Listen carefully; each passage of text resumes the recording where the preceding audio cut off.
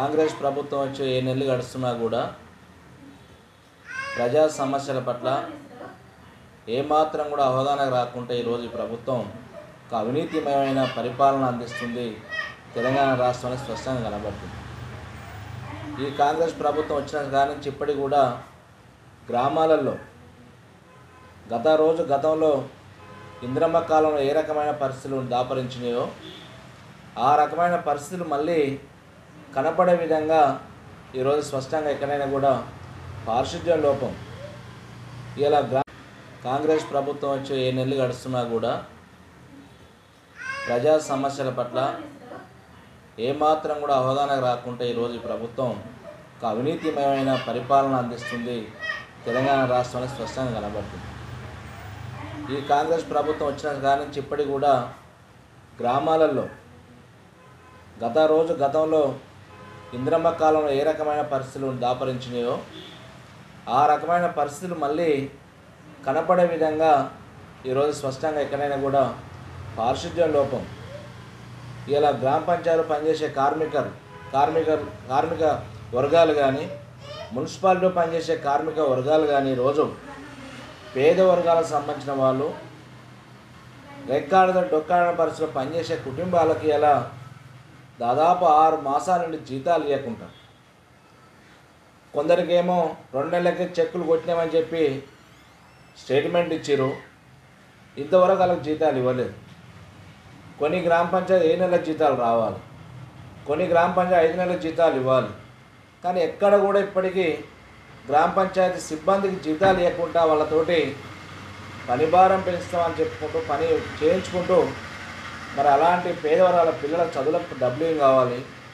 ఆరోగ్యం బాగాలేకుంటే హాస్పిటల్ పోవాలంటే మరి వైద్య సౌకర్యం డబ్బులు ఎన్నికలు రావాలి. ఆ జీతం మీద బతికే కుటుంబాలకు ఇప్పటి కూడా కనీసం మానవత్వం లేని ప్రభుత్వం అంటే ఈరోజు ఇలా రేవంత్ రెడ్డి గారి ప్రభుత్వం.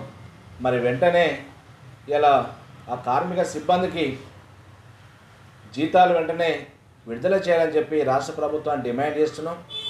ఇలా గ్రామాలలో గతంలో తెలంగాణ తొలి ముఖ్యమంత్రి గౌరవ కేసీఆర్ గారు ఉన్న సందర్భంగా గ్రామాల్లో మార్పు రావాలి, గ్రామ స్వరాజ్యం ఏర్పాటు గాంధీ గారి కళలు నెరవేర్చాలని చెప్పి ఇలా గ్రామాలలో ప్రతి గ్రామానికి వైకుంఠధామం నిర్మాణం చేసుకున్నాం.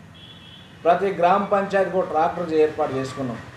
ప్రతి గ్రామ పంచాయతీకి పల్లె ప్రకృతి వనాలు తయారు చేసుకున్నాం. హరితార కార్యక్రమాలు మొదలు పెట్టుకున్నాం.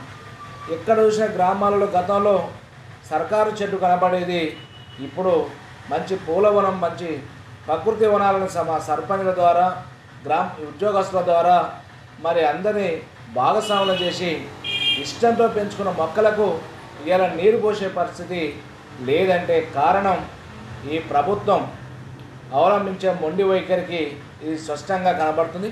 వెంటనే ఇప్పటికైనా మీరు కళ్ళు తెరిచి ప్రభుత్వం ఖచ్చితంగా గ్రామ పంచాయతీ సిబ్బంది కానీ మున్సిపాలిటీ సిబ్బంది కానీ వాళ్ళకి ఇవ్వవలసిన వేతనాలని వెంటనే చెల్లించాలని డిమాండ్ చేస్తున్నాం.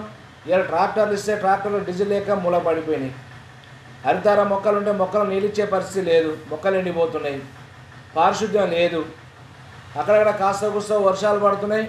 ఆ వర్షాలు పడుతున్న దోమలు, మలేరియా, డెంగ్యూ వ్యాధులు వస్తుంటే మరి వాటికి బ్లీచింగ్ పౌడర్ కానీ వాటి శుద్ధి చేసే పరిస్థితిలో కూడా మరి ఎక్కడ కూడా కనబడతలేదు.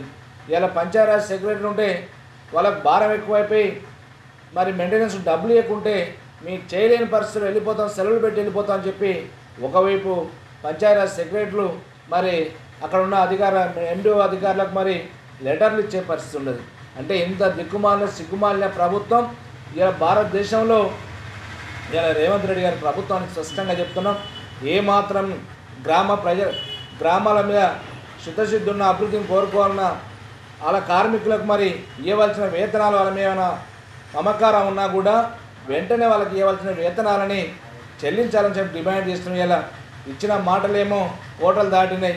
ఇలా పెన్షన్ లేవు, రైతు బంధు లేదు, పొద్దున్న లేస్తే కాలయాపన చేసుకుంటా మరి ఇలా కార్మిక వర్గాలను విశ్రమించే పరిస్థితి, ఈ ఉన్న సంక్షేమ పథకాలను విశ్రమించే పరిస్థితిలో ఇలా కాంగ్రెస్ ప్రభుత్వం ఉన్నది.